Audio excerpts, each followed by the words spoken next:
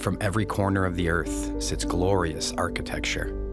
Magnificent structures that allegedly have no connection, yet very similar designs. This style of architecture, riddled with elegance and purpose, can be found in your neighborhood or in the middle of nowhere. And when you walk in, you are overwhelmed with a vibrant feeling of serenity, a feeling that modern-day architecture does not provide. The concept of a timeline that once existed, where structures were created with a completely different purpose. Yet, when we take a look back at who they told us built these structures, considering the timeline and the lack of technology, the story begins to crumble. And that story was taught to us all during a time when we were too young to question it. But when you shine an unbiased light upon the history books, you'll quickly uncover the lies of his story. But even before Rockefeller and his goons started the Board of Education, they already had our ancestors, and anyone who questioned their narrative would soon find themselves an unwilling resident of the original indoctrination camps. And where did they come from? Where did we all come from? If knowledge is truly power, then maintaining such power must rely on the absence of knowledge. Are you aware that every major city in America experienced a great fire? Candle fires that turned stone to dust, leaving behind a crime scene that resembles a war zone. Let's take a giant step back, perform our own investigations, question the history that was written by these victors. With a growing nationwide lack of trust for our leaders, it's time to discover the extent of the deceit and where the lie truly began. What's being kept from us is huge. And you're talking earlier about the architecture. I really like to encourage people to do their research in their own communities, because you really do not have to go far to start chipping away at what they've told us and ask yourself the question, is this even possible? Is it possible that X building was built in the 1890s? And they're giving us timelines of like a year. It was built in a year. They want us to believe we didn't have the technology, that we were low tech, and yet we're building all of these amazing structures. This disparity between what the narrative says and what's actually there. You have places, cities in America that look as though they were constructed in medieval Europe, when nothing was here and people showed up and just got started building, from what we're told. One would assume that they would build with the means that were available to them. Wood, nails if they were lucky. What we get is this narrative that people were showing up and really making do with what they had. What we learn about in school is there was nothing here. This land was free for the taking. The only inhabitants were wild Indians, and we built everything here. Everything you see in this country, in North America, because we're talking about Canada too, was built by us. After we got here, nothing here. They had to change the narrative. They had to destroy the evidence. They had to come up with an explanation for who built this, why they built it, when they built it. And they had to do that for a lot of buildings. We are told that during the 1800s, the consensus of North America was low, extremely low, too low to justify the infrastructure within the timelines they've provided, too low to have the experience or knowledge on crafting these glorious buildings. They're the most exquisite buildings I've ever seen, and there was only a population of a few thousand people at that time. And then I'm looking and there's mud roads and wooden sidewalks. And then I'm looking at this building that is just, it could be out of Paris or Prague. It's not computing. And so I'm realizing there again, there's a whole bunch of stories that have to be dug into, rethought, reconsidered, and in some cases completely discarded. We no longer build like that. How does that happen in a realistic timeline? Wouldn't you be progressing year after year to have incredible buildings? Today, we would be building massive pyramids, massive courthouses that last forever. Instead, We have the complete opposite. And they're very cheap. The tools have upgraded supposedly, yet our construction has gotten worse. It's completely backwards. There's evidence of a worldwide culture that existed in the not too distant past, and the evidence is everywhere. It's an interesting thing because, like, I've spent a lot of my life looking into ancient history and traveling around the world searching into the past. And it isn't until recently that I realised that it's actually, I don't have to travel to Egypt or anywhere. It's all right there in Sydney and in London and in San Francisco, and it's all around the world. And once you see it, you can't unsee it. All you got to do is look at the civilization you're living in with the right type of eyes, and you sort of look at around your city and you're going, well, hang on, what's this building doing here? And why is there a building just like that in the Philippines? Why is there one in Japan? Apparently Japan's borders were closed, weren't they? Why are we finding what we're told is Greco-Roman style architecture in every country on earth? Was it really Greco-Roman style, or is it evidence of a culture that existed, a worldwide culture that existed right around the world in the not too distant past? If I took a picture of this building behind me and asked any of these people, where do they think this building is in the world? I guarantee you most of them would say Rome or Europe somewhere. But no, it's right here in San Francisco. We have buildings like this all over the country, and they want us to believe that they were built in the early 1900s or the late 1800s with horse and buggy. And there's just no way that's true. These buildings were built by the prior civilization, master builders, the old world order. This is the architecture I'm talking about. You'll find this anywhere in New Zealand, Australia, Hong Kong, North America, South America, all over Europe. It doesn't matter where you are, this architecture is replicated. The weird thing is, they akin it to being all built around the 1870s to 1900 mark. So all of the world just shit out of nowhere at the same time. There was nothing before it. Does it make any sense? I don't think antiquity is a long time ago. I think this civilization went just before us. You know, the Edwardians are supposed to be around the time of the First World War. So within grandparents' living memory, yet we know nothing about them. It's the control mechanism that covers it up with the education system. They got the news, they got the narrative, they got, you know, the mainstream to tell you how things are, but the reality is completely different. History goes to the victors, okay? Somebody invaded this place and took over a beautiful, through jealousy, using trade routes, using the sea, and they took over this place. They covered all of this fine architecture with their iconography. So there's literally been a cover-up of history more than one way. If you look at Capitol buildings all over the earth, they look the same. They do. They've got columns, they've got domes. It was not random. And every story we're told in our historical narrative about how a place got started was some guy was the first settler there, bought some land, subdivided it, sold it, and pretty soon you have a city. But the whole narrative is based, especially in North America, that there wasn't anything there, and we built it all.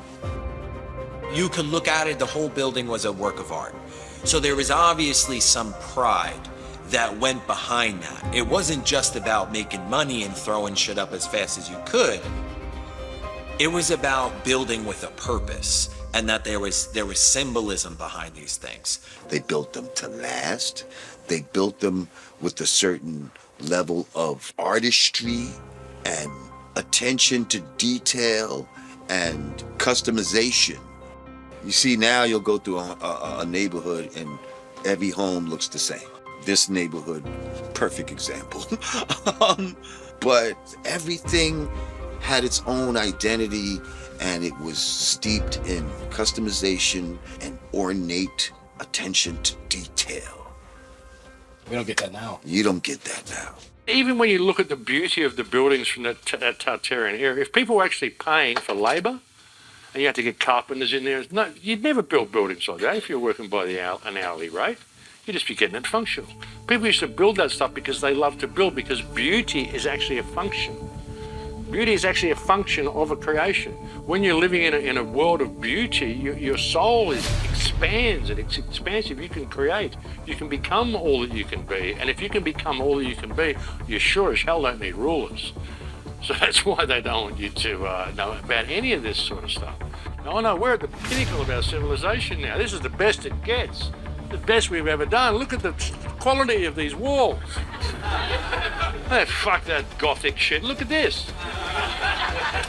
You know? I mean, yeah. When I was like 8 years old, I started researching the pyramids and stuff because no one knew how they were built, you know?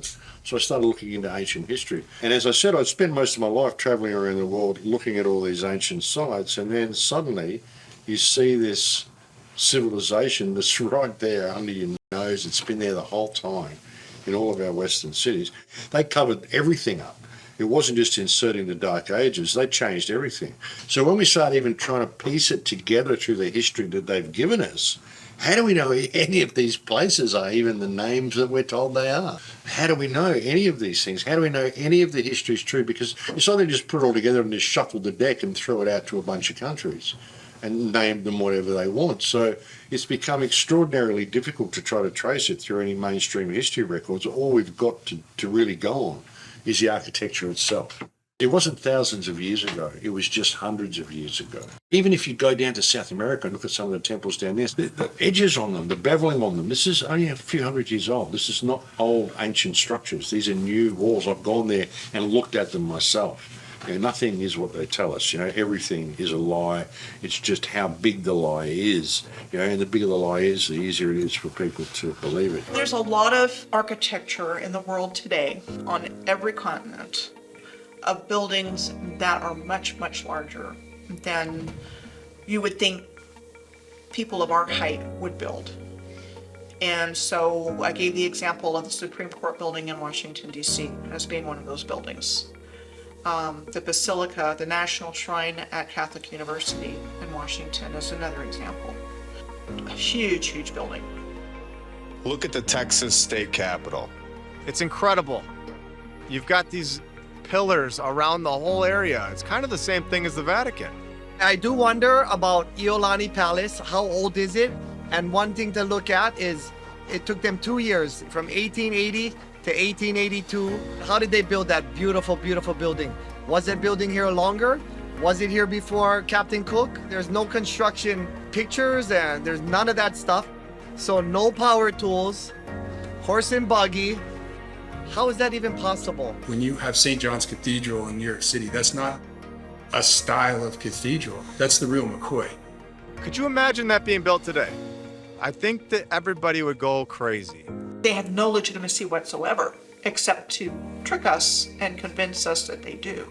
And that's how they've managed to get away with this. So they could insert themselves in and set themselves up as overlords. Stone building is not just something you can pick up and teach a convict in a matter of weeks, like we're told about Americas and Australia. Truly, that's how we're told these countries were built. Just extremely sophisticated and technical engineering involved. And you know, there's so many questions that come to mind. How'd they do it? If they were our size, how could they even accomplish this with the technology we were told we had at the time?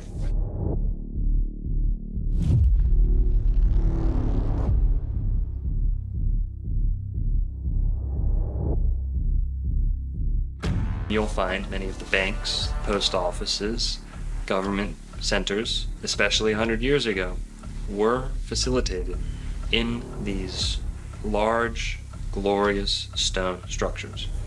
So, number one, the rulers wanted the stronger, more durable, more imposing structures for themselves. That sends a message to the people you're ruling over. We're going to play a little game here with two alternatives, right? And you or I, whoever the person deciding between these two is, I'd like for you to pretend you're a world leader. You're not a good one. You're evil and you'd like to rule the people underneath your thumb. Or you're looking to maintain control over people. Bear with me and envision these two alternatives. In the first, we have the opinion, the theory, the teachings, the paradigm that man is nothing but a carnivorous monkey in outer space, floating on a rock for no reason, in the middle of nowhere by accident. And this all got kicked off 43 bajillion years ago on a Tuesday at 6 o'clock p.m. And they can determine this with their color star charts and moon dust and things like that. And going on to a long, vast existence of nothing, just surviving by instinct, on par with an animal. Justification for any morals, ethics, no real pursuit of true happiness, no pursuit of harmony and understanding here on the earth. And this is all what we're living in today. There's no spiritual accountability. There's no understanding of beauty. While on the other alternative, on this side, we have a purposeful creation, a purposeful design to not only the human being, but the entire earth, the laws of nature. No theories, only laws ingrained into existence, woven into the fabric of reality by the designer, the creator, not in a linear sense, not, back then, this many years ago or that. It doesn't work that way. This is the fabric of what we live in. There is a value placed on beauty. Why? Because God has a beautiful creation. In order to return the favor, mankind has an impulse to create beautiful things. In recent times, this has been robbed from us, but nonetheless, it's in the soul of every human being to not only value beauty, to seek it out, to place a high, high emphasis on it. This is how the ancients maintained their ways of life. Geometric, proportional laws of beauty.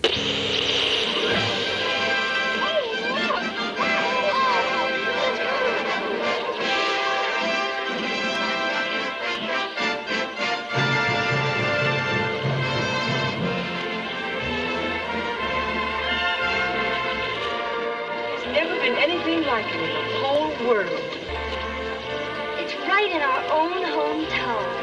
Grandpa, they'll never tear it down, will they? Well, they'd better not. Well, they didn't tear all of them down. Not that they put them up in the first place. The World's Fairs showcase many of our ancient structures in their grandest form. Yet, we are sold the story that these are alleged temporary buildings, all being built in record-breaking time for the purpose of a worldly gathering, a gathering to showcase new technology, or perhaps just taking credit for the old. With so many lights on display, one would only assume that power plants and electrical resources such as wiring and even electricians were widely available. However, during this time period, that wasn't the case at all. Therefore, how were these vast areas in the late 1800s able to light the evening sky, like a modern-day theme park? Or was there a different method for harvesting energy?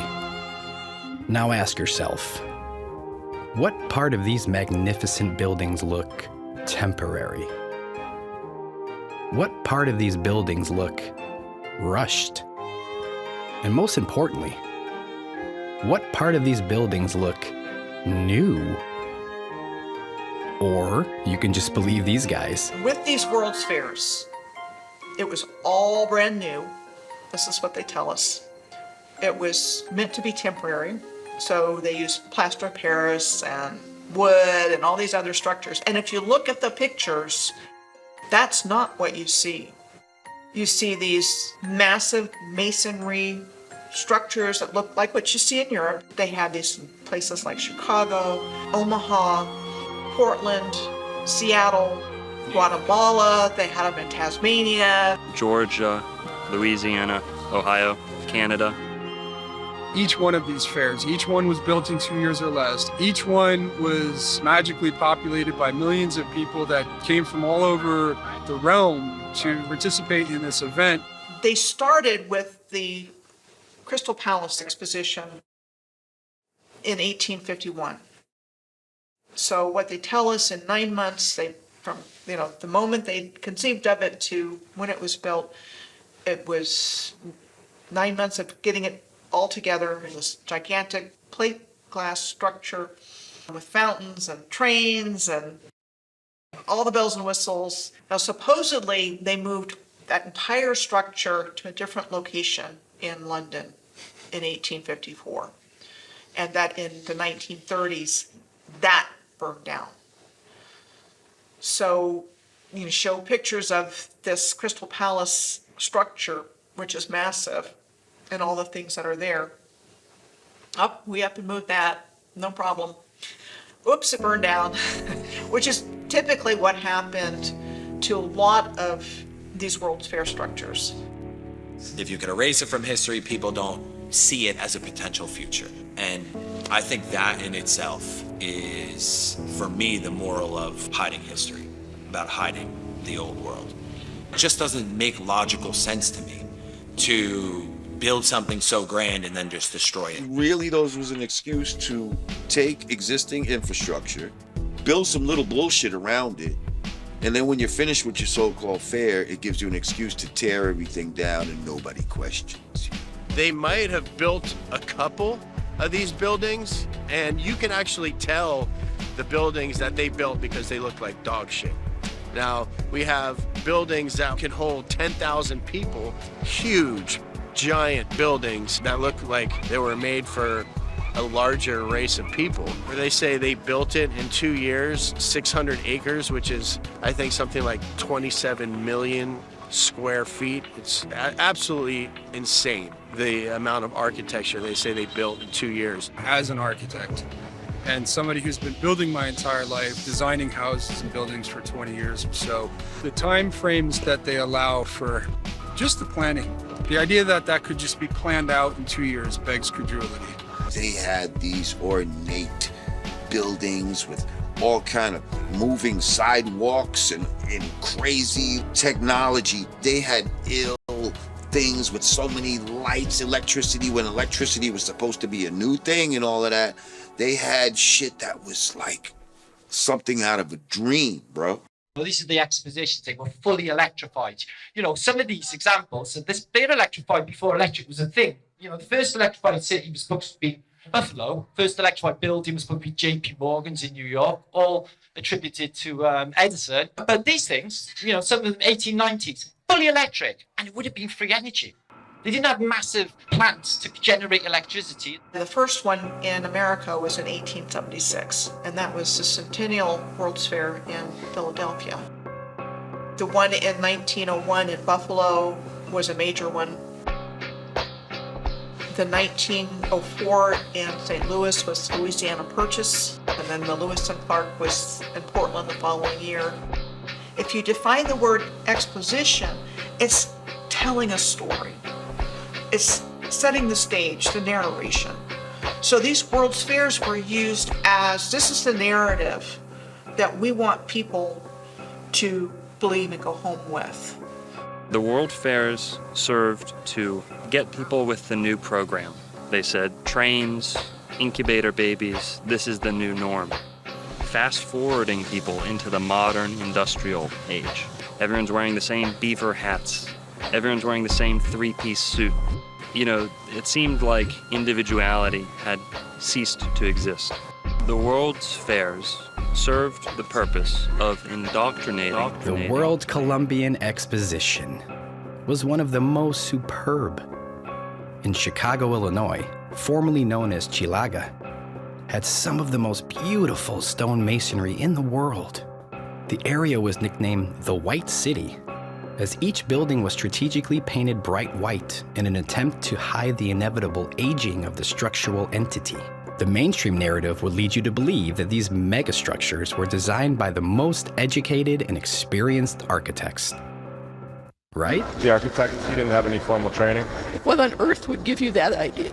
Isn't that what the website said, right? Your website. Your website said that the architect of this building has no formal training. That's... Here. I find that implausible. This is your website. We all do. That's why. I'm not sure if there were even any schools of architecture back then. How did they know how to do this then? That's what we're asking. This is not built for dinosaurs, the Field Museum. It was built for something else. It's not to show off the fake dinosaur bones. It was for something else. When you walk inside, you can see the doors are much bigger than the size we are. It's nothing like what we build today. The Museum of Science and Industry, which was the arts building, the fine arts building.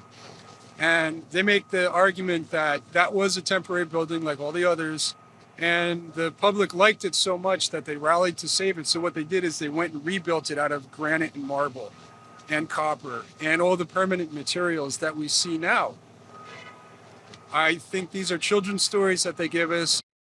I don't understand at all how serious-minded people can accept a story that says this building was built exactly as we see it now, but with temporary materials. And then because we liked it, it got rebuilt out of granite and marble and copper and glass. To me, that defies explanation and is much more of a fanciful tale than the idea that that building was already there and was repurposed for a fair. This one connects to the Shedd Aquarium, I guarantee it, and it connects to a lot more buildings around this area. And it's not just here, it's in every single city in the world. You know we on top of water. We're on water. We on water. So we on top of water. You go in the basement, you will hit the water, hit the wall, and then sometimes when it rains, because the sewer be flooded sometimes, the water come in the basement, flood the whole basement. Oh my God. Thoughts on that? That's exactly what we're talking about. Before we leave it, press them on that. What do you got on that? Okay, so there's massive tunnel systems throughout all of these buildings everywhere in the world. Yeah. So you're telling us right now that there's tunnels. Basically, there's a basement here. This building is much bigger than we can see on the ground surface. It's a basement. It's a basement here. When the war, you hit. When you go in the basement, we do rounds. What we call our rounds called the ground level, and then we got upper level. So when we go downstairs to certain hallways, you will hear water hitting the walls. Wow. You have seen the tunnel systems on any of these buildings? According to the information gathered from my grandfather, who got here in Chicago in 1969, well, before that, as far as for what we have here from the museum we're in now, from the Field Museum to the Shedd Aquarium to Soldier Field, there are the pathways underneath that are all connected. It's like if you go to McCormick Place, if you go, they got the little tunnels over there too, because they be flooding over there too. Really? Yeah. So it's connected, you think? Yeah. So this whole campus, the whole campus is connected. And it's tunnels. I was told there's tunnels, you know what I'm saying? It's like the tunnels along the lake that you can go down in, and then it leads you into like a little path. But you know, I heard that from somebody that he was working for 43 years. Really? Been here for 43 years. He been here for 43 years. He retired, I want to say like last week sometime. Have you ever been in them? No, sir. They won't allow access to the public. Okay. And then they only allow access to very few of their actual workers here. So you think that dirt in that picture downstairs, you think the dirt is actually there and we put it there to cover up this building to make it look like it's not as big as it really is? That's a good one. That's good. I feel like we did though. I feel like he made the picture to fake like, I feel like the building was there already. What do you tell your child when you're coming to a new location and they're asking you questions and you have no answers? You will start to create so that way you have a way to answer those questions, or your child will grow up with no answers and forever seeking.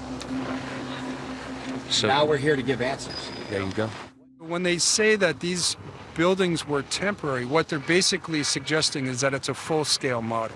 That is going to be occupied by thousands and hundreds of thousands of people that are coming in and out of these fairs, where they're going to hold together through brutal winters, through hurricanes, through potential earthquakes, with hundreds and thousands of people occupying these spaces. The liability on that alone would have shut the whole endeavor down from the beginning. It wouldn't have been permitted. It's not the kind of thing that's permissible when you're talking about the building trades, when you're talking about a public facility where you're going to be bringing so many people. Now, this takes a huge infrastructure, and it takes a huge amount of people to do something like this. When you see these ridiculous construction photos where it's like popsicle sticks, clear manipulation. All right, so right here you can see they just put the scaffolding up, just like they've done in the past in the original pictures of the construction. Yeah, and they're doing it right now. How hard would it be to just make it black and white and then make it look like they're doing some construction right now? NASA's not the only company to fake a photo, guys. With a lot of these old, glorious buildings, regardless of where they are, you'll find supposed, alleged construction photos. Now, many of these will show simply scaffolding around an already constructed building. If you take an old cathedral and put scaffolding around it, and you're the first person ever to have that cathedral photographed, well, you are ripe to make a case for yourself that you may have built that to begin with, whereas you may have just been renovating that cathedral, repainting it, fixing it. Old, primitive photo manipulation techniques. Wooden sidewalks and mud roads, you have to be able to bring all the stone and brick and glass and copper and all the component parts. You have to be able to bring that to the site. And so just the roads alone, like you can scratch and sniff any aspect of this and the story starts to crumble. But if you're printing these in books or you're presenting them like on maybe a TV documentary, let's say, and it's just an image that's going to come and go, and 99.9% of people looking at them are not even going to scratch their head. They're going to just say, well, there it is. There's the construction photo, and I don't need anything else, because why would I question that? That's absurd. Also, you'll find good old-fashioned cut and pasted, someone with an X-Acto knife out in a early primitive dark room slapping together photos that actually don't belong together to begin with. This technology of its day was a sure way to make multiple images and combine them into one. There was no way the rewriters wouldn't need this for faking construction pictures. And no, it's not Photoshop, but the layering process is very similar. Victorian photography manipulation, using pencil markings and scraping techniques to draw, erase, and touch up any image desired. The easiest way to achieve your goals is to have a white background that you can remove later in the darkroom. Not uncommon for others to create trick photography and show off their masking and etching skills. For back then, this was the cutting edge of the start of this fraudulent society they've built. They take an already completed building and they whitewash the skies. They call it vanilla skies. They'll blotch out the sky and cut away from what they want to leave in the photo. They can cut away what was there and replace it with a gray or white vanilla colored sky. Vanilla sky, where the background is cut out and you can see the crop marks. You can zoom in and see where the edge of the building there's a little bit of a blurry edge. The sky that would have been the background has been disappeared. It's like, well, why would they do that? If you see one construction photo that's off, where they've painted in scaffolding or they've taken out backgrounds, you have to stop. Why did they go to the extent to do this? You have to ask that question. And if you see hundreds of photos that are done this way, you have to realize this was an industrial scale effort to create a narrative. Exquisite masonry buildings were built in 1 or 2 years. These take time. I mean, you put 1 or 2 years just into the planning. Well, before that, you have the engineering piece, you have the design. You're not just getting a bunch of artists and builders together and knocking these things out. There's architects involved, so there's the design. Then there's the engineering of it. All of this takes time. These buildings are years in the making. And especially when you're crafting every single corner of it, like what we're seeing every doorknob, every cornice over a window is celebrated. And this is why the architecture is so beautiful. It's an architecture of celebration. You have to ask yourself this. Why is there such a lack of construction photos from the inside of the buildings? The outside's incredible, but the inside is built like a palace. There's such a lack of photos from the inside of these buildings, and they're incredible. When you had the Kleksinski building in Chicago that took 14 years, and then you come back and you look at the one before that, the Federal building, built in 7 years. How is that possible? They're not gonna be able to bring these things all the way up to the top, get these people that have no training, and actually create this amazing thing that lasts forever. In a timeline where they tell you they were riding around on horses and wagons, where this should not be accepted. It's just not gonna happen in the amount of time that they're telling us. We know people cook the books in other areas. We know people have manipulated photos for the sake of deceiving people, just like NASA does. This isn't a new thing. It's an old thing, but it's still being done today. You find photo manipulation. Now, CGI, the techniques have developed substantially. But back then, they thought they were at the cutting edge. They didn't think that they would be caught onto. Or maybe they didn't care. Like, by the time they figure this shit out, who cares? We'll be long gone, and who cares? They have their stories. everything has something to explain it within the last 100 to 200 years. I even called the Illinois State Archives building, and they didn't have information on their own courthouse that's located within 1 mile of itself.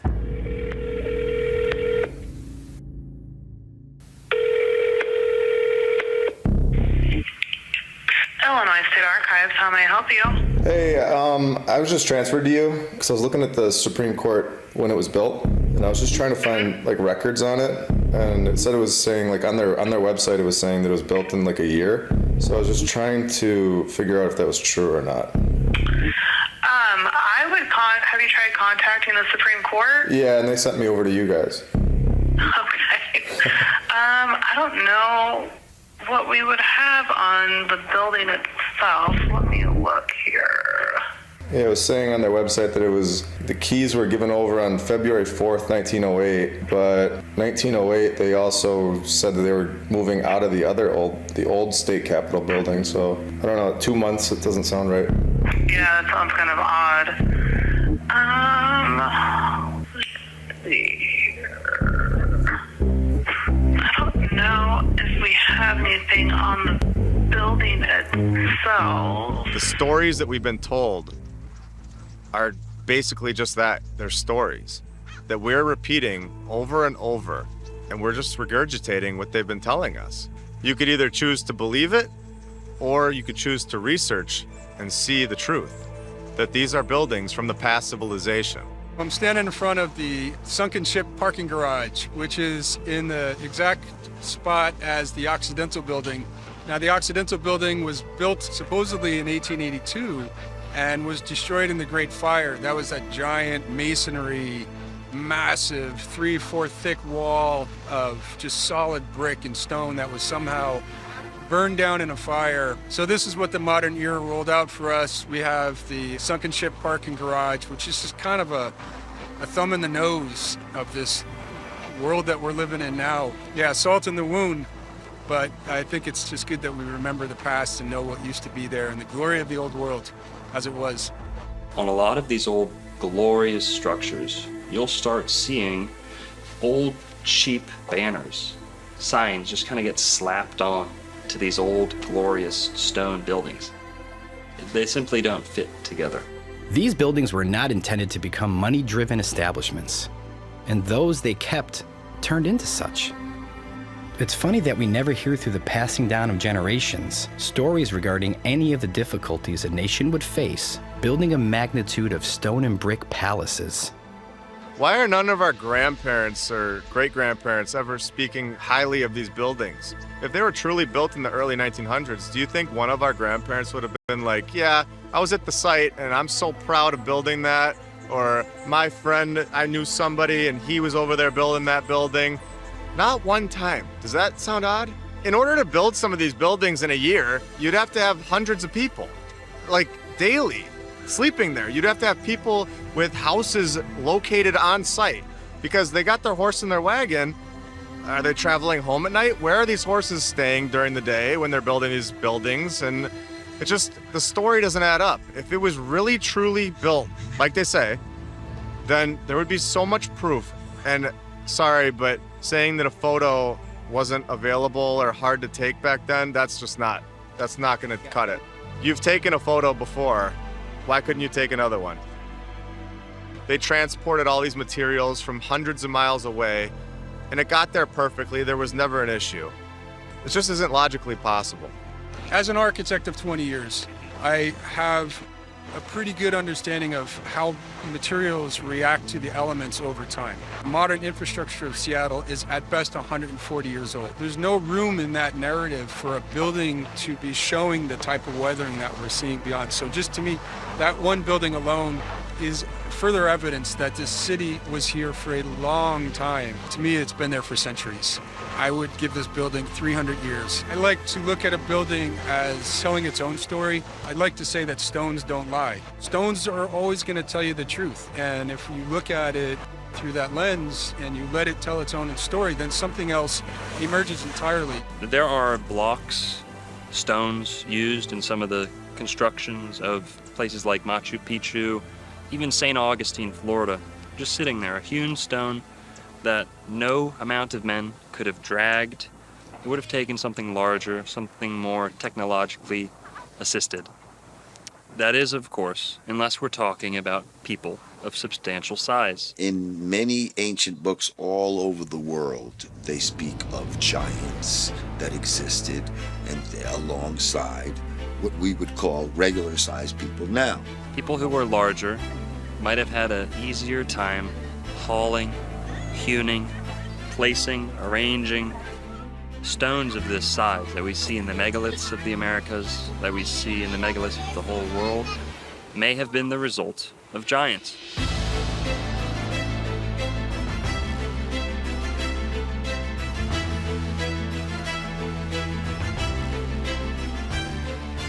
If you're using critical thinking, it just doesn't make any sense as to why build at such a large scale for people our size. That's the weirdest part, is when you have doorways in random buildings that are too big. They're 20 feet high.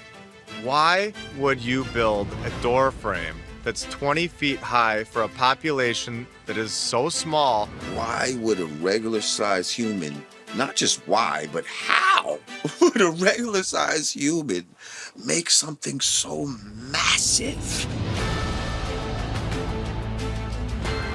It just boggles the mind. Why do 6-foot men and 5-foot women need that? We don't do that. We build door frames that are proportionate to our size. They're just absolutely huge. No sense whatsoever. Church is exactly the same. They have just massive doors, and just like you go through a little door here to get in there. I noticed when I was in Europe last, they had some doors I took photographs of, and the lock on the door is up here. Yeah, the taller people. You have these door frames that are in stone. You can't take them away. And they're 20 feet in the air or taller. And then you have our door frame that we build inside of the door frame so that we fit through normally. We're much shorter than they were as a civilization. Think about it. You'd have to be a fucking moron to build a door that's 30 or 40 feet high if you're 6 foot tall and you can't even reach the doorknob. Across this plain, we find much evidence, abounding evidence of giants, not only in the major city centers of this world, but in the burial mounds and ancient ruins of the old world. And what you find around the major city centers is giant doorways.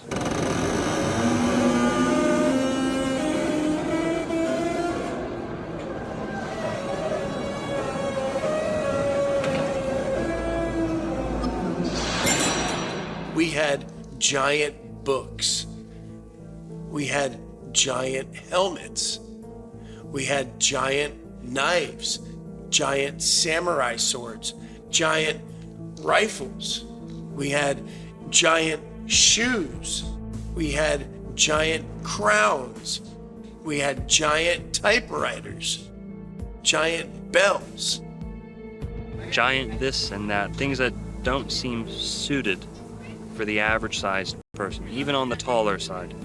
It just doesn't make sense. And to think that large communities of people got together and built structures that were excessive, costly to begin with, but then you're adding the factor that they're building for a greater size than they need. It's not very cost efficient. It's not in line with what we're told about frontier America. So even just compared to me, right, in terms of a hip placement, my knee is up here and I'm 5'11". So these are really large individuals. Really large individuals. And then when you think about it, it's not even that big of a deal, really. Like, what's the big deal if there was giant people?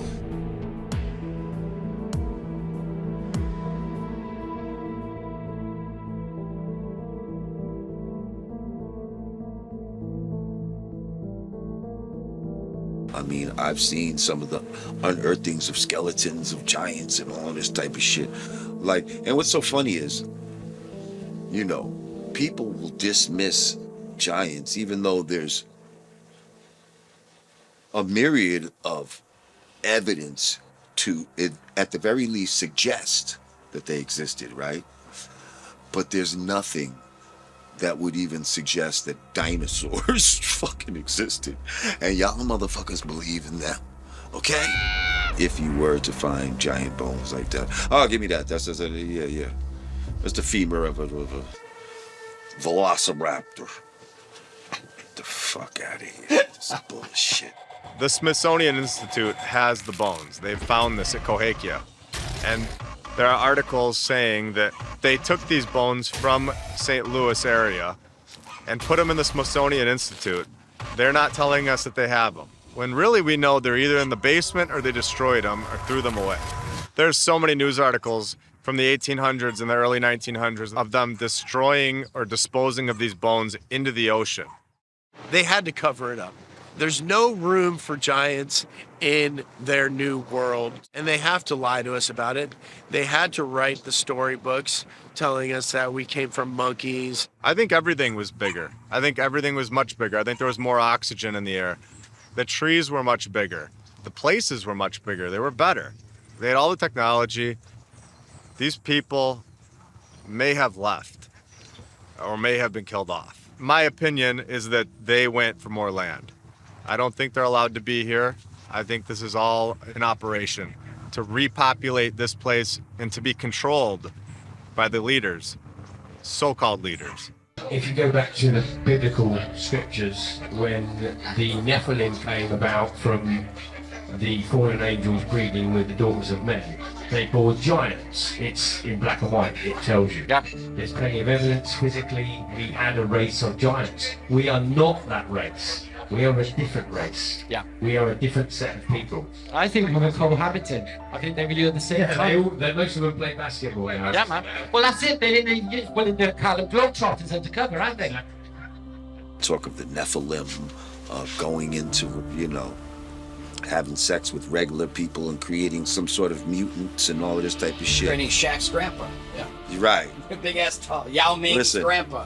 We see a lot of tall people in the NBA and all of that. Is this a remnant in the DNA? It's a fact that there were giants. It's not a conspiracy theory. I mean, we have proof of this. What makes more sense? You have a civilization that's short and tiny and riding around on donkeys, or you've got a tall, very strong population that's smart and capable and have experience that are building these cathedrals and basilicas.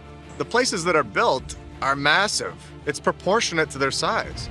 You find skeleton after skeleton exhumed from the mounds of America, from the mounds of Florida, South America. Go over to Mesopotamia and you'll find the same thing. Giant people buried under the ground. And these were whole races. These were not, one guy who gets gigantism by accident. There's still giant skeletons, giant skulls that are being uncovered randomly, and the push is really to completely discount that and say, nope, not true. But the 19th century is full of the findings of giant bones. Didn't happen a long time ago. This happened recently. Human history is framed as to convince the average Joe that all of the luxuries, the benefits, the technological advances in their life, all of those things are the mere fruits of the industrial age and an industrial way of life, and the banking systems that followed, the methods of travel that became cemented after the industrial age. In the 1800s, all of the world's inventions just shit out of nowhere. Okay, so you got like literally everything from the Underground Railway to the railways, the transport system, modern shipping, the modern trades, banking, the whole thing, everything just arrives, around maybe the 1850 mark, when records started, coincidentally, because all of our birth records were never official until 1850. Before then, they were in church parishes and they were highly controlled, as is the information in the church. So nobody can really look that far back into the past to find out their ancestry. We are convinced that to be human today is a result of ingenuity in the industrial age. This is not true.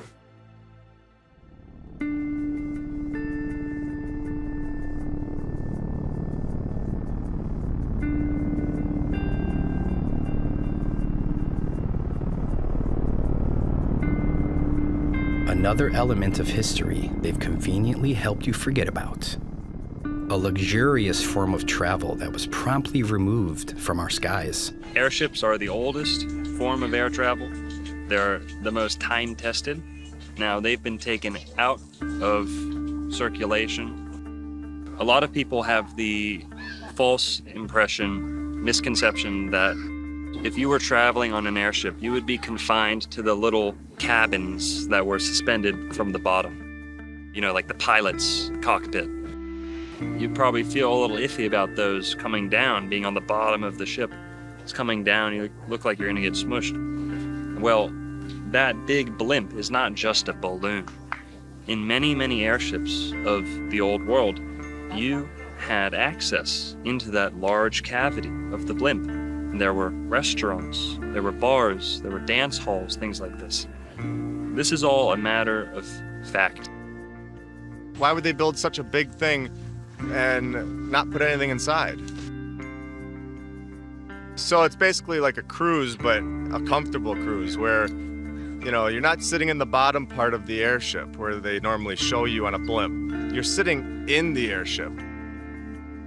It's a beautiful place. A beautiful, easy, graceful method of travel, flush down the drains. They're actually safer than airplanes. And what we had was a mass media event in the form of the Hindenburg, which actually scared most of the world's population away from ever getting in an airship again.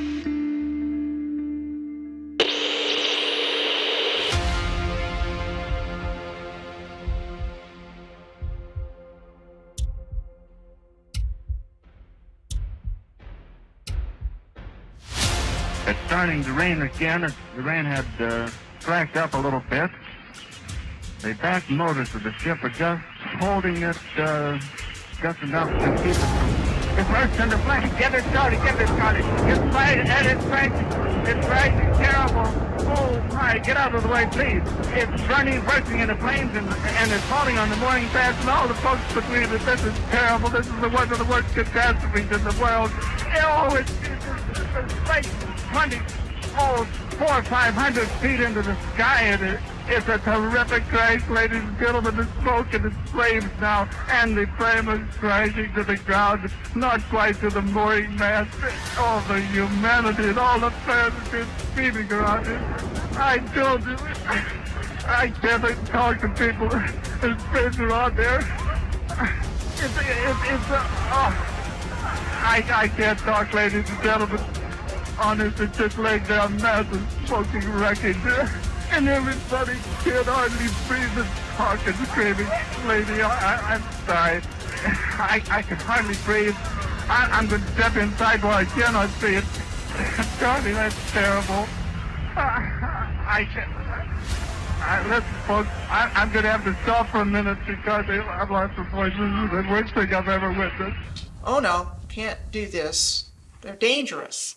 With the footage of the flaming Hindenburg, falling out of the sky. Nope, no more airships. But there's a lot of evidence, shall we say, that's available to show that, yes, there were airships and they were a pre-existing technology.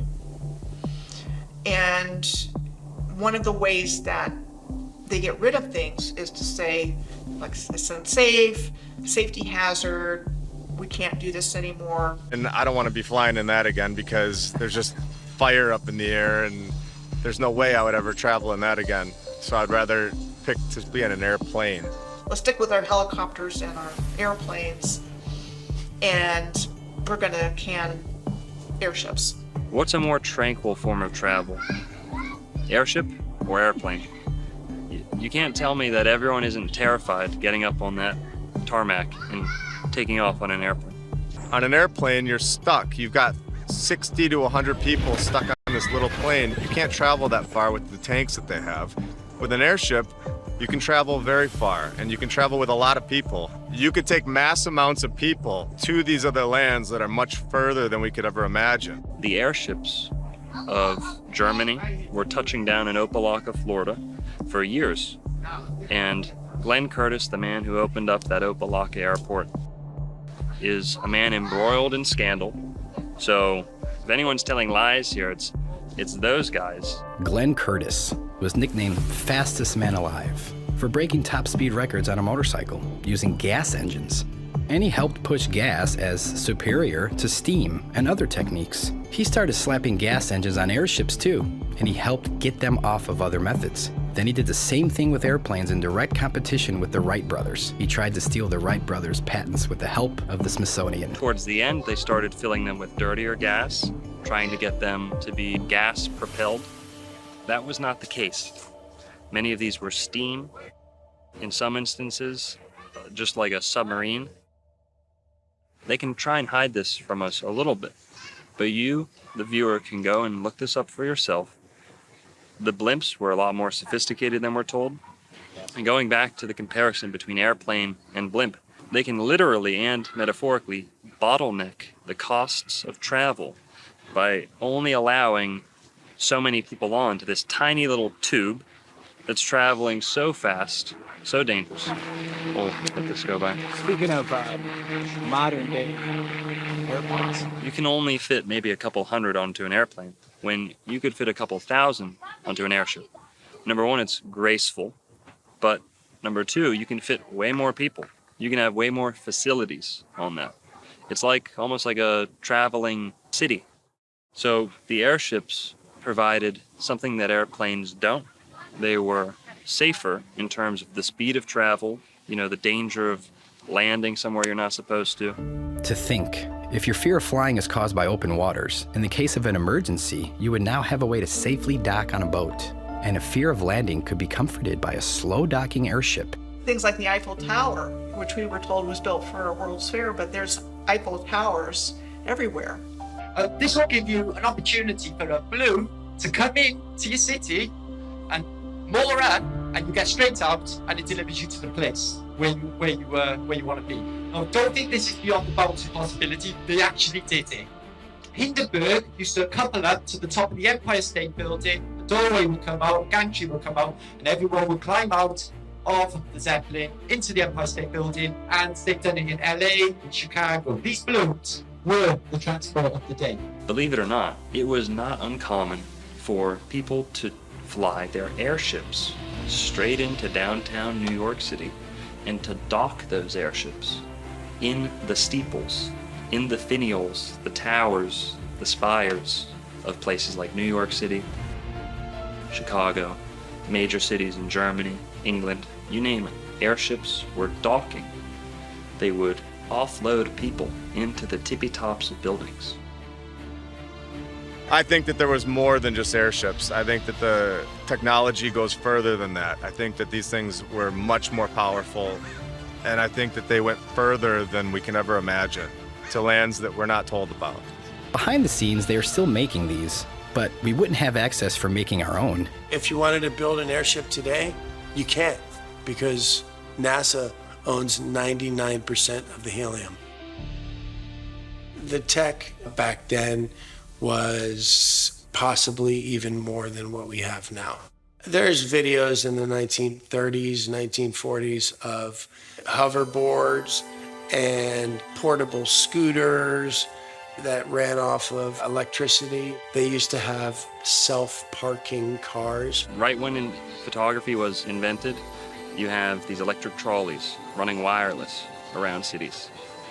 20 years later, they'd all be breaking down, then went on to wires, then went on to the slower Edison electric grid.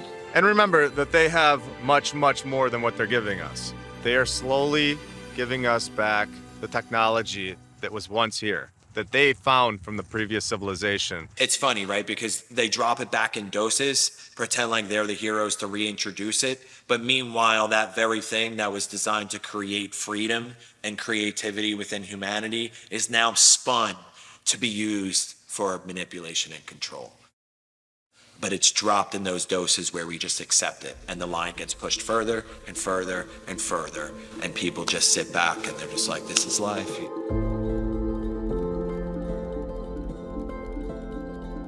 Wireless energy, powered by the ether, existed way before big oil. We all know how dirty the oil companies are, but to think about the things we could have if they never existed. An oil refining process was invented in 1854 by somebody in Pittsburgh. By 1870, John Rockefeller and Henry Flagler established the Standard Oil Company.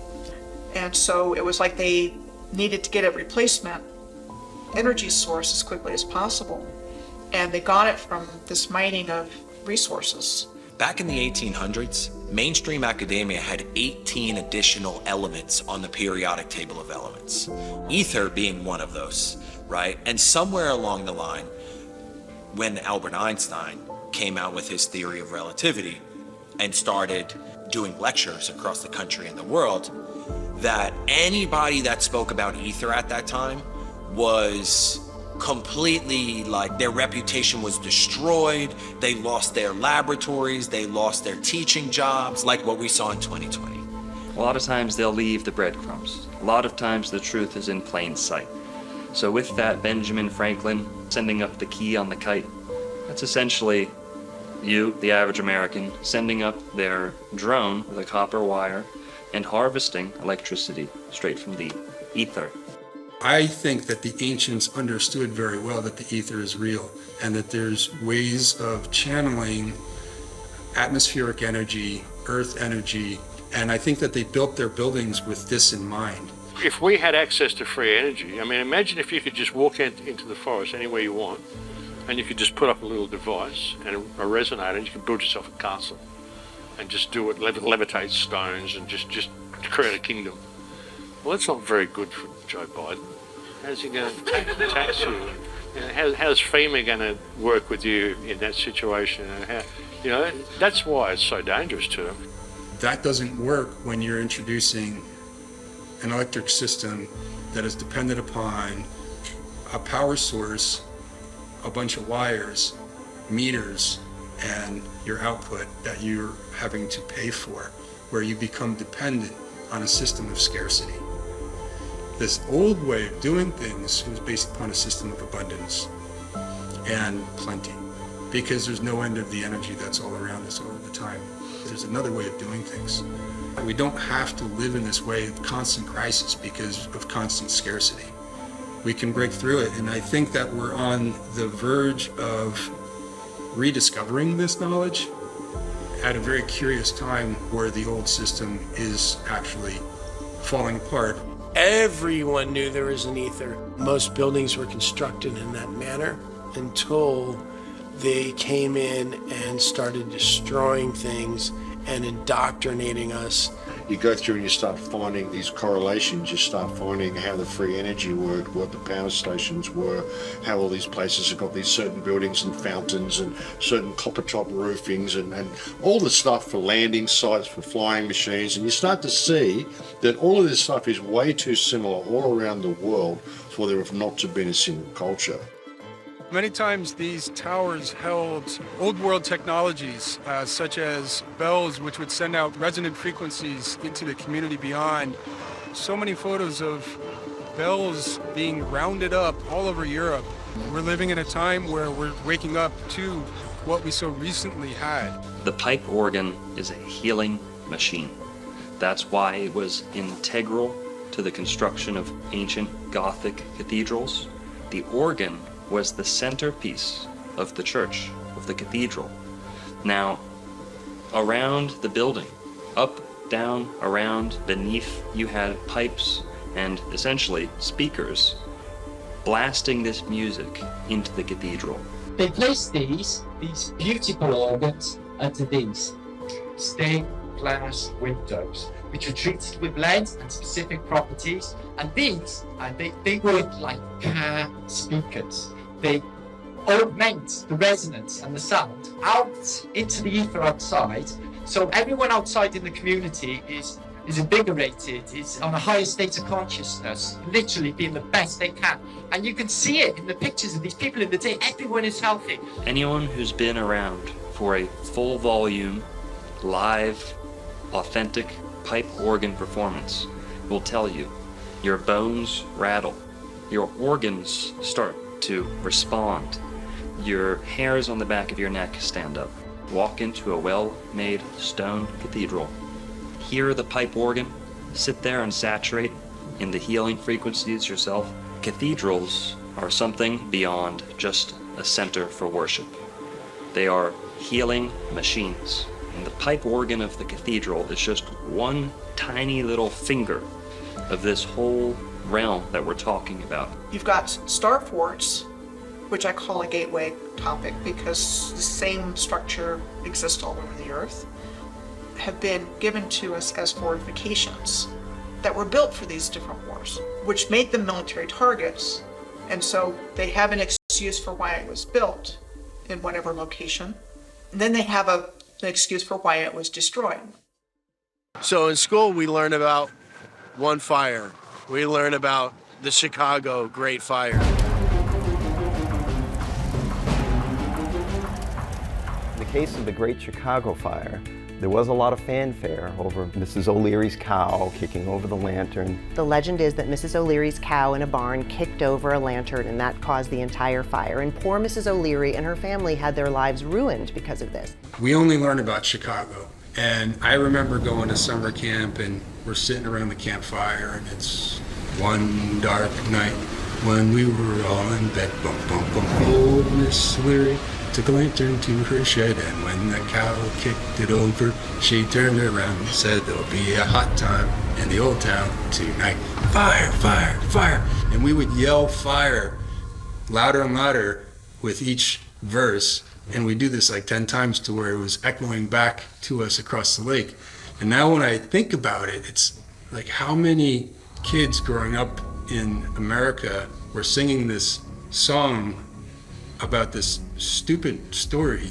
What I realize is that it's like an incantation and it's spellcasting. Where did this song come from? It's a story that they wanted the population to come to embrace and believe as part of the founding mythos of the country and who we are as a people. Well, lo and behold, as an architect with the keen interest in history, I come to find out only within the last few years that there were fires in every major city. And then I come to find out that it's not just wooden shanty town built out of matchsticks. We're looking at city after city after city with photographic evidence showing masonry buildings of the most exquisite type. Philadelphia, New York, Boston. You come down to Florida, Jacksonville, Miami. Every major city at one point was burned to the ground. Believe it or not, these were stone cities. These were megalithic stone cities, ancient metropolises that were burned down as if they were made from wood. Very quickly. Now we can speculate as to what the source of that destruction was. From above, from below, arson, biblical destruction, you name it. Nonetheless, every major city in America, if not Europe and the entire world, saw a great devastation by a fire. You'll see pictures of people walking on the sidewalk like no big deal. I mean, that's subjective, but I mean, that's what it looks like. The pictures are strange. The sequence of events that are supposed to have taken place are strange. So, there's just a lot of clues, if you will, that these weren't random events like somebody wants us to believe. If you look at photos of even the buildings that still exist of the old world, they always give a backstory for why they took them down, but it's just curious why so many towers are missing now. And so Pioneer Square is one of those examples. And this was built in the immediate aftermath of the fire in 1889. Is curious because it appears on a real estate map from before the fire in a fully and intact form. In order for stone to burn down, it has to reach 2,000 degrees Fahrenheit. House fire reaches the temperature of 1,000 degrees. That's half. It's impossible for any stone building to be burning down. The 1800s and earlier fires may have been fake. They try to explain away multiple buildings with fire stories and multiple courthouses built on the same site in just a year with the same architect, and they're just demolishing these buildings. This is exactly why my fireplace right here is made of brick and stone because it doesn't melt.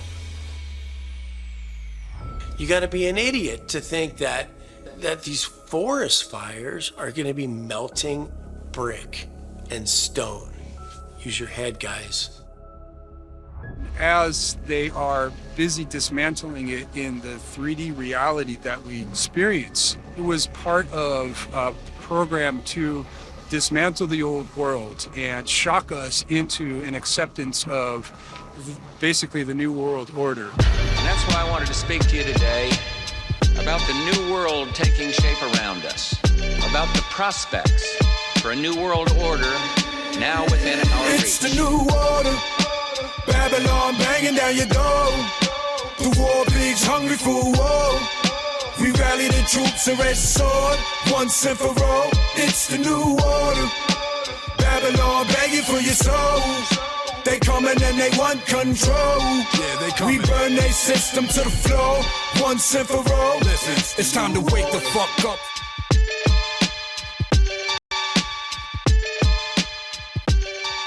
So you had what I would call the reset of history according to a very specific narrative. I mean, it didn't change very much. And using the media like they do today to publish it, print it, this is what happened, these are all the details, these are all the people involved, we got it down on record. So again, they're saying, okay, everything was built out of wood, like a Hollywood movie set. Didn't hold up, it caught fire. So we came in and we built all of these beautiful structures to make sure they wouldn't burn down again. And that is told repeatedly. You look at any major city, they suffered this same fate. And I don't think it's a simple matter of, oh, they were just so stupid.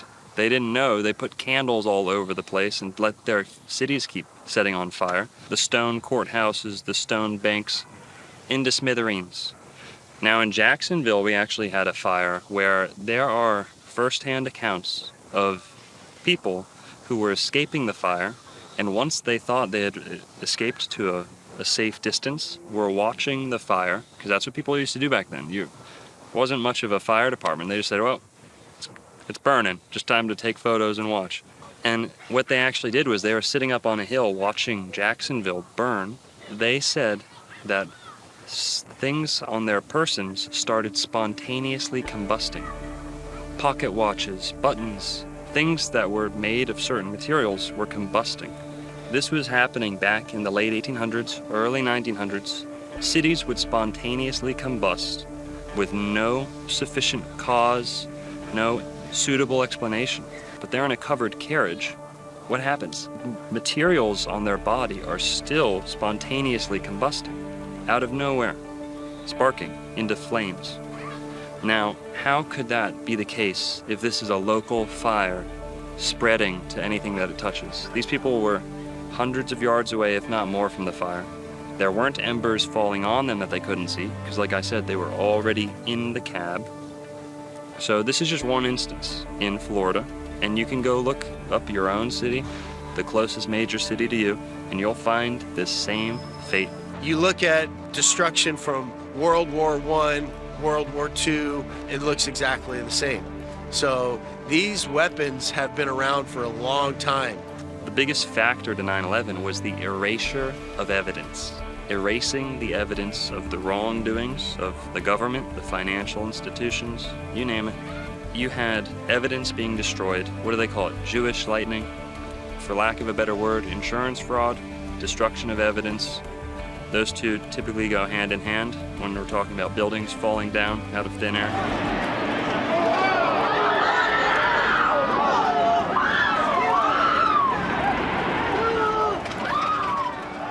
Seattle burned down, the downtown. 2 months later, Ellensburg, which was at that time a major city in central Washington territory, burned down. 2 months after that, Spokane, which was another major city on the eastern flank of the territory, burned down. And when I discovered that, I just went, hold on a second. Like, there's something else entirely going on in the backstory. It's like they want to get rid of these beautiful structures, and some are still in use, but the ones that are inconvenient to the narrative, they just want gone. And there's also probably a component of the energy grid in all of this as well, because they keep what they can use, they keep what benefits them, and at some point they determine, okay, we don't need that anymore, for whatever the reason. Part of the story of the fires is that the fire chief wasn't in town at the time. He was away on some conference. And so the command structure was broken. So the mayor at the time in Seattle was the one that was calling shots. And he was making decisions that they should go in and make what they call fire breaks between buildings, meaning actually bringing dynamite into buildings and blowing them up. And that's acknowledged. And that's acknowledged in Boston, the Boston fire, in city after city, what's called a tactic to contain fires. And then they often say, well, look back in retrospect, maybe it wasn't the best idea. Well, what was causing these fires and what was causing this type of damage in the first place needs to be examined. So when you have a broken command structure and somebody else is calling the shots, that's really curious to me, because that's the same thing that happened in Lahaina. The wildfires that swept through Maui are the deadliest in U.S. history in more than a century. On social media, people are speculating about what could have caused the fires. One trending theory is that the fires started due to an attack from a directed energy weapon. They're weapons like lasers that use energy fired at the speed of light to damage or destroy targets. According to the U.S. Government Accountability Office, many countries, including the U.S., are researching their use. Yep, they flipped the police chief Pelletier, who was from the Vegas shooting. They made 10 emergency declarations, all about Uncle Billy's and all about Banyan Drive and all this stuff. And to believe it or not, the Sunshine Law, where they removed the Sunshine Law or suspended it, it wasn't in these 10 proclamations that they really promoted and really blew up all over the news. It wasn't in any of them. It was in this quiet little Affordable Housing Act on the side. Truly, it does look like only the places they wanted. Safeway didn't get hit. The gas stations didn't get hit. They knew what was going to go where. It's either they did it from the top with the laser energy weapon, like others say, or it came from the bottom. But one thing was crazy is that over 24 hours later, they were still letting the fire burn. The fire was blowing so fast, the wind, it said it moved 1 mile in 10 seconds. Only thing I would think in my head could move 1 mile in 10 seconds. Some kind of boom one time, the whole place. With the fires from Maui, I mean, I've got these rows of cars that are just completely burned. Honestly, none of it looks like a fire. It looks like it's been destroyed with like some weapon or something from an angle. Just completely destroyed by a direct energy weapon. Just buildings sliced in half. You have melted cars, you have melted everything. I mean, it just completely looks like a war zone. Send a laser from a directed energy weapon against the community and then step back and say, oh, that was natural, or too bad, so sad. And all those people are left homeless and they don't get any help. And people aren't being allowed to get out of there. When it's happening, they're jumping in the water and poof, and everything looks like, cars are burned out. And people are going, whoa, what's going on here? And they're not getting any answers. And the current administration also has the slogan of Build Back Better, which was the excuse given for these other great fires. Well, everything was wooden. So look what we did. We built it back with this solid brick. I think what we're seeing now was never supposed to happen this quickly. I think all of these things were supposed to happen without us even being aware of it. I can only think, why else would you want to do that? It gets rid of everything. There's no fingerprints. There's nothing. It's done. There's nobody to talk. They get rid of all the buildings. What stories is there to tell? His story is what they're going to tell. It's what they did tell us. Distorting a timeline, laced with cover-ups and preventing public awareness of our own cities being destroyed. How powerful are these weapons? And when did they truly originate? So this frog should have turned to ash. It even has some ashes on the bottom. It's kind of gray. And it got a little bit on the edge of some heat, but it didn't contort it or anything. It's just perfectly symmetrical, petrified. And it seems mostly hollow, but the skin is totally solid and intact. There have been a lot of people that have been talking about the subject of meltology. And my take on that and other things is that's part of it, it's not all of it. And what I believe is that there was a directed energy attack on the Earth's grid system that blew out the grids. And that caused swamps, deserts. It caused land to just shear off and fall into the ocean. And that would have caused melted buildings as well. A really good example on top of my head is a place called Red Rocks State Park in California. It looks melted. And there's other examples as well. So my belief is that there was just this massive surge of energy. So that surge of energy could have been from multiple sources and just went through the grid system and just blew everything out. When they came here, this was a destroyed and ruined landscape. And they even use the word ruins to describe things, but they push things far back in the past, like thousands of years or millions of years. And that was so far back, we don't know anything about that. The Earth was terraformed by a highly advanced civilization. And so things we think of as mountains, like the Rocky Mountains and hills, are actually buildings.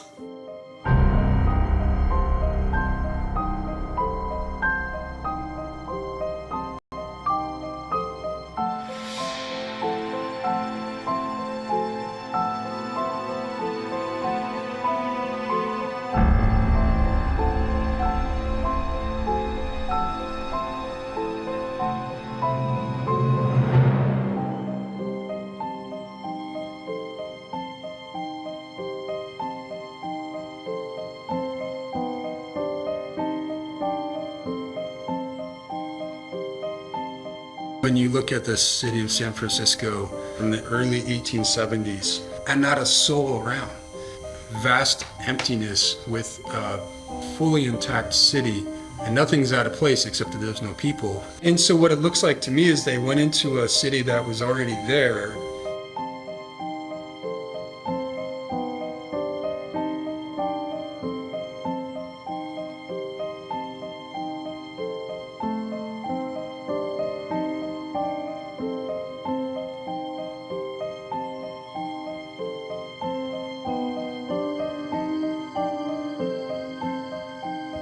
Empty. Nobody around. So odd. Wait, wouldn't the Tower of Jewels be visible somewhere on this map? Remember, from the World's Fair in San Francisco?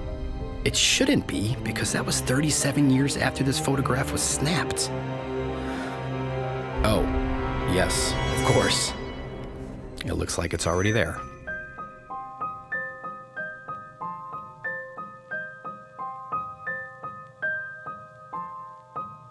With the World Fairs, it does seem that the purpose of them was to provide us with a new narrative and bring the population to them, just overwhelm them with this fantastical realm that they were now going to internalize and then burn it down in almost like a ritualistic fashion to sear this into the consciousness of the people. The populating of the Americas was not as authentic, organic as people might have been led to believe. There was a large system of what people have termed orphan trains, incubator baby farms. A lot of these were housed, hubbed in World's Fairs. You had incubator babies at the World's Fairs. Buy an Asian baby, buy a Filipino, buy an African baby. I think part of it was repopulation. I think part of it was early child trafficking. Premature children were in these incubators. You see pictures of these, nurses in their uniforms in a room filled with baby incubators, with people paying admission. With our increased awareness today, we've got things like Planned Parenthood and other things going on. There are companies that mail kids. There's a bit on my business where somebody can place an order for a child based on eye color or whatnot, and they get delivered. That's not good. And I think it's the same idea that there's this harvesting of humans going on without our knowledge and awareness, and unspeakable things happening to children that got its start very early on because the same families are behind it. And you would see this mass migration of orphan trains and orphan boats, and you're like, first of all, where are all these fucking orphans coming from? How many orphans were there in the 1800s? Why? So everybody's learning this thing at this young age, and everybody has to go by these new set of structures and new set of rules. They have to learn this new history that everybody isn't really agreeing with, and then anybody that's not agreeing with, they have to go to the insane asylum. There is the orphan asylums for the children and the insane asylums for the adults. Now all of a sudden, John D. Rockefeller comes out with a Board of Education, and all of the children are sent to a public schooling system to learn their new history.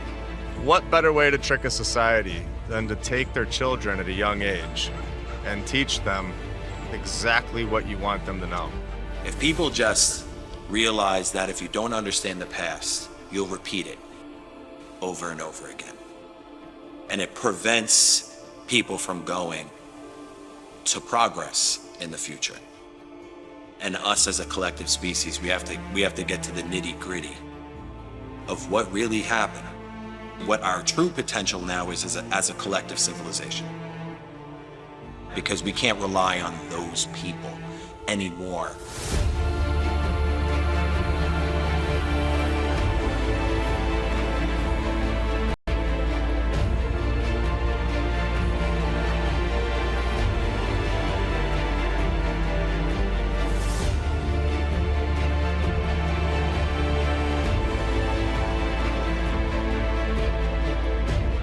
How does any of us know? And I would ask my father this all the time. I would say, Dad, how do you know you have a great grandpa?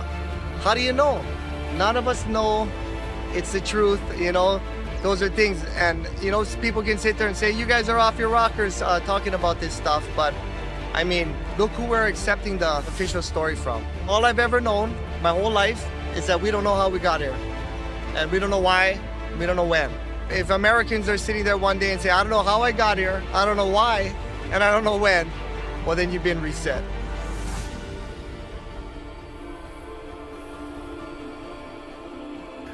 Don't believe what we say. Go out in your own communities and do your own research. There's plenty of buildings that they left for us to examine. Once we can all wake up collectively, then we can come to realize what they have truly done to us.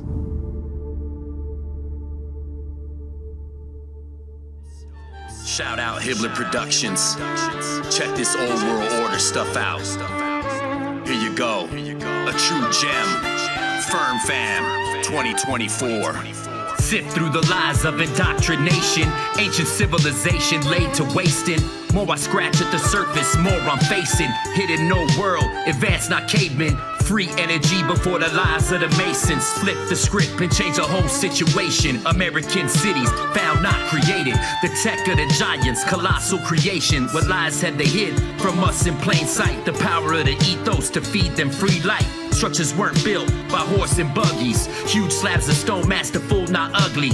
Old photos show marvels that's been there. Miles from quarries, not anywhere near there. Research the old world right now, I declare we taking back our world from those who feed fear. Yo, it's that old world order, the new world slaughter. Don't drink the water, raise sons and daughters, teach them the truth, blessed from the Father, and rip the chains right off us. Yo, it's that old world order, the new world slaughter. Don't drink the water, raise sons and daughters, teach them the truth, blessed from the Father, and rip the chains right off us. This is the age of Tartaria, massive mud floods and real history, not the Chronicles of Narnia, where the Tesla get his coil, sustained energy, not the Rockefeller's oil. Who writes history?